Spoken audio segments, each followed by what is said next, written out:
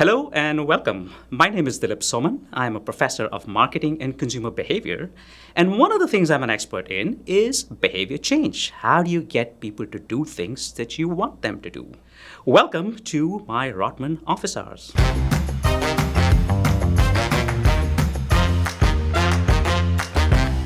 If we want to change people's behavior, are carrots better than sticks? The answer is yes and no. There's a number of different ways that you can use to change people's behavior. You can motivate them by giving them incentives. That's a carrot.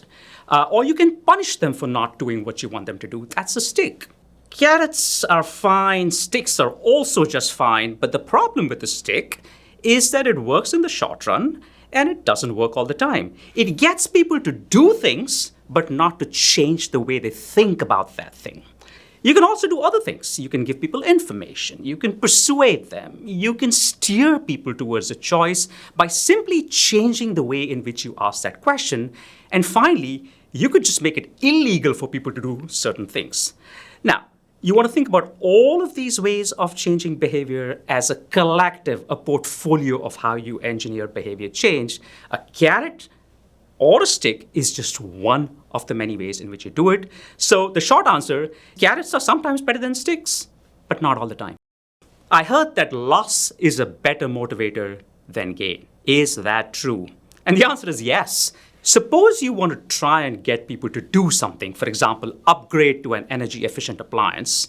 You can either tell them that if they upgrade, they will save money, or you can tell them that if they fail to upgrade, they will lose money. It turns out that in the second case, when people are threatened with a loss, they're 2.25 times more likely to say yes and engage in the behavior. So absolutely, losses, bigger motivators than gains. So here's $1 million question. Why can't I just pay people to change? Well, short answer, you can. But here's what we've learned from research is you pay them to change, they'll change, and then you stop paying them, and they go back to what they were doing. So you can pay people to change, but you better be used to paying them for a long period of time, because if you don't, you're going to end up putting lots of dollars, but not getting long-term behavior change. Here's an interesting question. Can I change my outlook on work? Is there a magical cure to my lack of motivation right now? Fix me. No. The short answer is there is no magical cure. But it's really important that you understand the psychology behind why you don't have the motivation to work and then fix those problems. 2 quick ways of doing it. First, if you've got a large task ahead of you, when the end is not clear and you don't know when you're going to get there, break it into smaller tasks. Give yourself small, achievable goals. Second, there's a lot of research showing that a fresh start, doing something afresh, restarting, has a massive effect on your motivation level. So find some way in which you can convince yourself that you're starting anew. Maybe it's a new Monday. Maybe it's a new month. Maybe it's the day after your birthday. Find some occasion to convince yourself that you are now restarting instead of getting stuck in the rut. Those are 2 easy ways in which you can remotivate yourself to work on long tasks.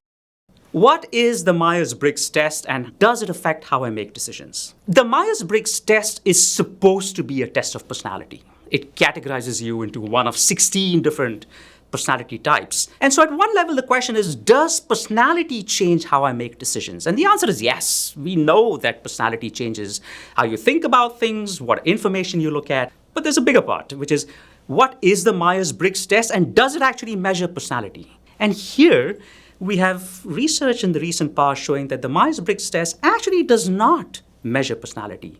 It is not predictive of behavior. It is not predictive of your decision-making styles. And in fact, some experiments have shown that Myers-Briggs is perhaps as predictive as astrology or even random categorization at predicting how well you will make decisions or succeed at a task. So the short answer to that question is personality matters. We know it does. But does the Myers-Briggs test actually measure the right thing? Unfortunately not.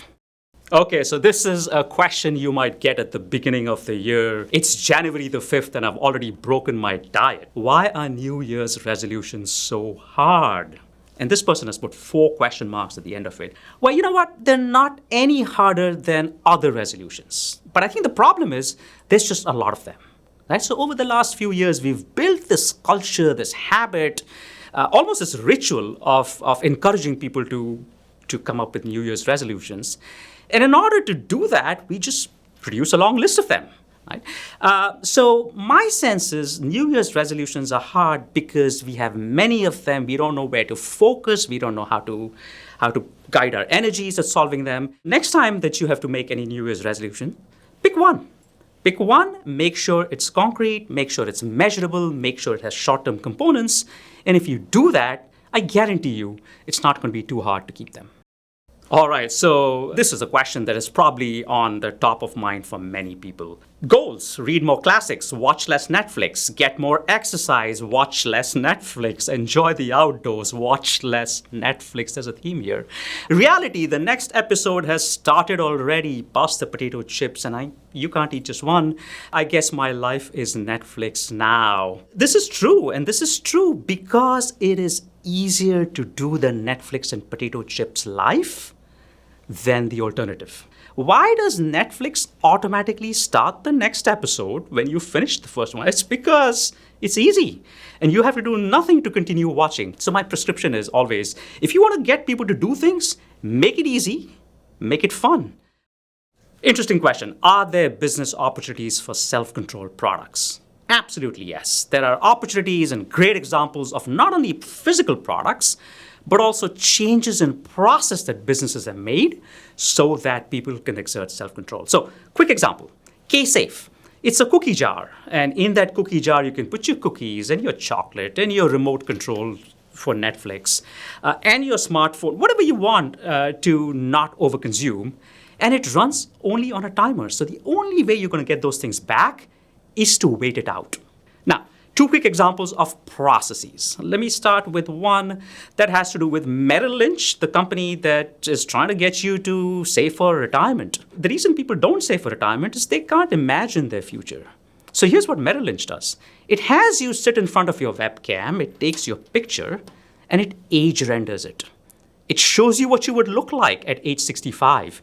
And it turns out most people look at that and say, gosh, that person needs help.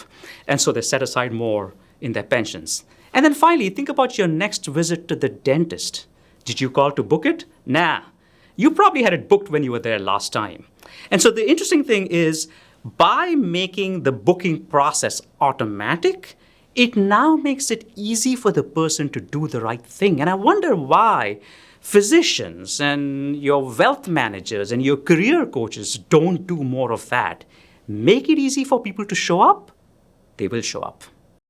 Okay, the next question is about a rumor. I heard a rumor that the most popular flavor at Baskin-Robbins is vanilla. Like, dude, they have 31 flavors. How are you all still picking vanilla? You know what? I don't know if that's true, but I will tell you about something like that which is true. So many years back, I did research on a bottled iced tea called Snapple. Most of you have probably heard of it, right?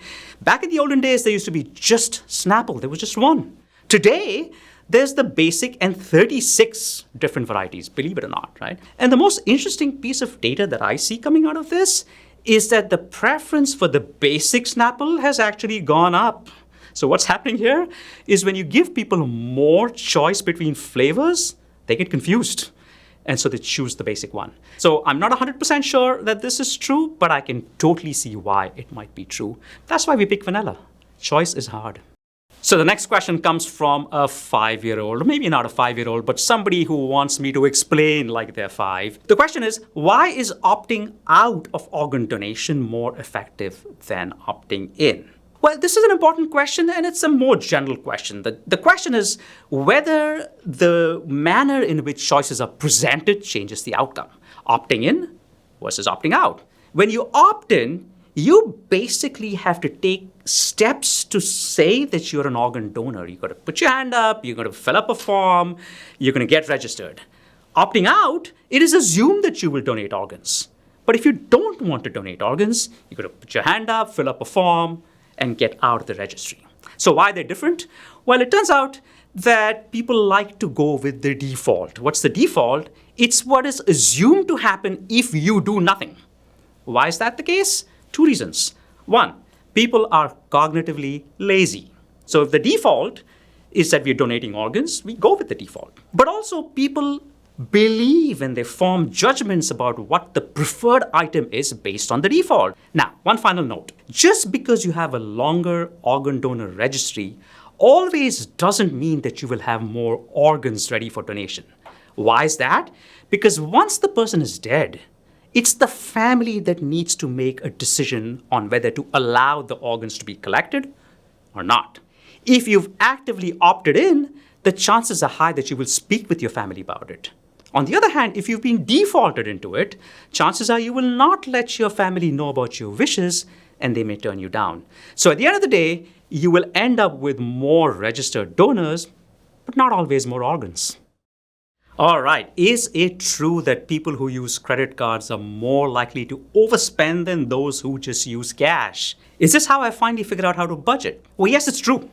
In fact, there's a lot of research showing that everything else held constant, people that pay by credit card spend more and spend more often than people that use cash.